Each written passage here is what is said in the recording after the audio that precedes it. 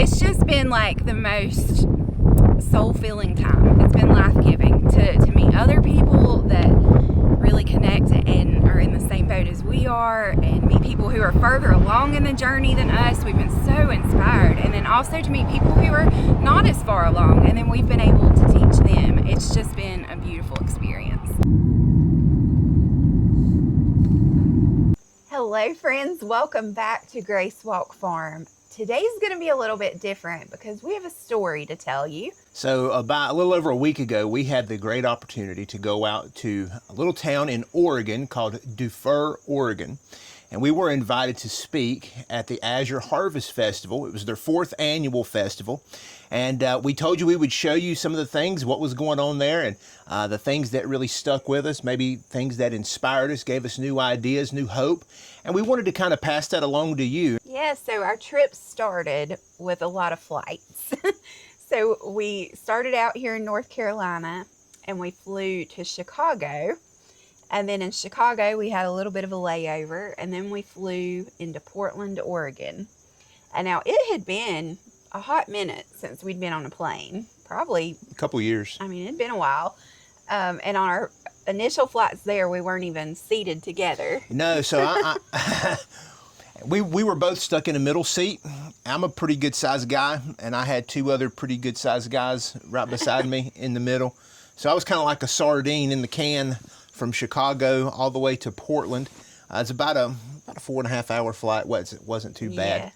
There was a lot of man in that row. It's a lot, a lot of man. There's a lot of beef, that's for sure. I can't tell you exactly what we were expecting when we went out west. It's the first time that I've spent any amount of time out west. We've been in some airports in LA and Seattle, things like that. But I've never had a chance to actually explore a new state out west. And so this was a first for us in Oregon. Didn't know what to expect, but I got to tell you, holy smokes, were we blown away at the sheer beauty of the state of Oregon. I mean, you land in Portland and it's lush and it's green. I hear that as you go closer to the coast, it's a little bit more like a rainforest almost. But as you head east, which is where we went, it starts getting more and more desert-like. And of course, if you go all the way east throughout Oregon, you'll end up in the high desert. I had no idea that was there. No, it was wild to see. I mean, as soon as we got in the car leaving the airport, I mean, I was immediately like, get the camera, get the camera. It was so beautiful. Beautiful place. You drive, as you're leaving Portland, I believe it was Interstate 84, maybe 86. Could be wrong. Don't live there. I'm new. But you're driving east on the interstate and you're following the Columbia River. You've got Washington State on your left. You're driving through Oregon. And as you're driving by along that river, you're actually driving through the Columbia River Gorge, and it's like a miniature Grand Canyon. Again, I had no idea that was there, and holy smokes, is it pretty. From what we were able to read and see, it's about 3 miles from rim to rim. It's a huge gorge, beautiful. You can go out and see Multnomah Falls. I hope I'm saying that correctly. My Oregon friends will probably tell us if we got that wrong. Correct us if we get it wrong. Multnomah Falls was beautiful. And I believe there's like 90 other waterfalls up in that part of Oregon. There was just something to see everywhere. Yeah. I wish we would have had more time to just explore. Yeah, it's not us in Washington State foraging on the side of the road for herbs. Hey guys, I couldn't help it. I wanted to see what grows here. But the majority of our time was spent at the Azure Standard family farm, the Stelzer family's farm, and that was truly the highlight of the whole trip. Indeed. I'm having my tea out of my little Azure Standard mug that they gave me. But for me, it was really surprising. Like, we were familiar with Azure Standard, of course. I feel like most people are. They're known for being high quality ingredients. But I didn't realize that they grow a lot of the food that they sell on their own farm. And when you go out there and you realize that this portion of Oregon is going to get less than 10 inches of rain per year, and to see what they can grow on their over 4,000 acre farm, it's incredible. You talk about inspirational. I kind of complain a little bit in June and July and August when it's dry around here, but doggone, They're able to make a lot of good things happen with not a lot of water. So the Stelzer family welcomed us with such hospitality. The very first morning, they had a breakfast in the apple orchard, which Yeah. was so sweet and special. They had this beautiful long table set with fresh cut bouquets of flowers. And then, of course, all of the food was right there from the farm and from Azure Standard. And it was a delicious meal, but even better views and company. Yeah. So there were a couple things that jumped out to me right off the bat. The most encouraging thing that I experienced while I was there was listening to all of the members of the Stelzer family kind of give their impressions of the farm and talk about what it was like to invite such a large group of people out to their farm where they live, where they work, where they do life. And to listen to some of the fears that they had. Yeah. You know, they were really concerned about people coming out and seeing that some of their fields had weeds and their garden beds had weeds and broken fences and trees that weren't producing the way they would want them to. And some of them had a disease and some of them didn't. And it was really interesting because I can't tell you how many times Amber and I are afraid to showcase certain aspects of our homestead life and our journey because it's not very aesthetic. It's not very pretty. It doesn't look good. And just to be real honest, there are things that we could do better. There are things that you would probably nitpick. That's what we think. Yeah. But in reality, every one of us suffers with some sort of degree of feeling like we're not enough. Imposter syndrome. Yeah. Yeah. And to know that someone like the Stelzer family, who is running Azure Standard, who has such an amazing farm, who has such an amazing name associated with them, to think that they suffer and they deal with the same things that we deal with. They were so genuine, and like it was encouraging to come from a little farm to a big farm and see that they're still dealing with some of the same struggles that we deal with, even though they're in a different climate. And I think for me, one of the biggest takeaways was seeing the generational legacy in the Stelzer family. So you guys know part of what we're doing is building a fruit orchard. And we've got around 200 fruit trees in so far, but they're still young. We're not harvesting fruit from them yet. And it was interesting to hear the Stelzer family, as they gave us a tour of their fruit orchards, the sons planted those trees when they were teenagers, kind of like our son was part of planting our orchard as a teenager. And now they're grown men with their own families, and those trees they planted as teenagers are their business. Yeah. And it was sort of like looking into the future for us of what it could be.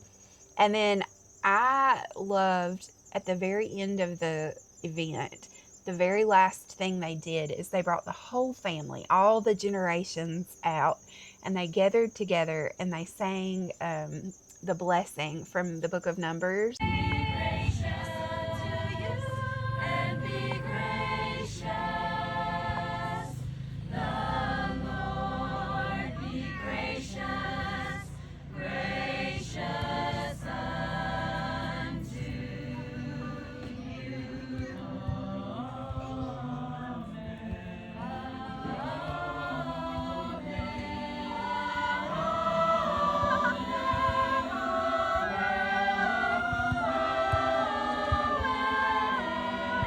And then they sang, Our God is an Awesome God, as a family. Our God is awesome. He reigns from heaven with power and wisdom. Our God is an awesome God. Our God is an awesome God. He reigns from heaven above with wisdom, power, and love. Our God is an awesome God.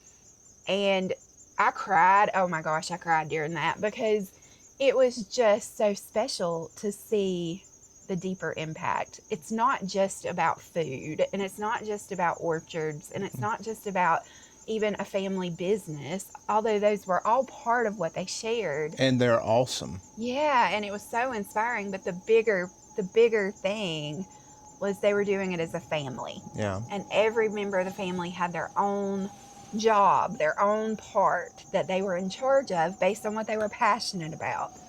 And that was inspiring. And, you know, everyone knows how difficult it can be to operate, to exist within a family. Family is one of the toughest areas to live.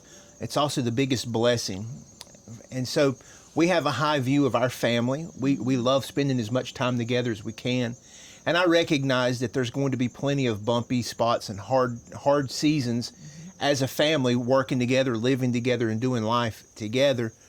But I can't help but keep coming back to this idea that we have to choose our hard. Yeah. You know, it's hard to work together, to live together, to do all the things together. That's hard. But it's also going to be hard to be separate. It's going to be hard to have a fractured relationship. And so I was very encouraged to choose my hard and to choose it wisely. Yeah. I'm so inspired by a fifth generation farm. I would love to be able to see our farm in a fifth, sixth, seventh generation setting and just see where it ends up, where it goes from here. We met a lot of people. A lot of like really cool thousands people. of people from all over the country. We met some of you, which was so fun to get to give you a hug and meet in person. Yeah. But of all the people we met, tell me, who are some that stood out to you? Okay. So who really stuck out to me? All right, Jen, homesteading with Jen. Is that am I Farm saying? Fresh Family. Farm Fresh Family. Yeah. So I've listened to Amber talk with Jen and talk about Jen for years and years, but I got to actually lay my eyes on her and her husband and her family, and they were super sweet people. Yeah, and we got a gluten-free sourdough starter from her. Way to steal my thunder. That's where I was going. We got a gluten-free sourdough starter, and so I'm excited about that one. Actually, I think it's already going, isn't it? Not yet. I'm going to start it this evening, and I'm going to video it. So look for that on Instagram later tonight.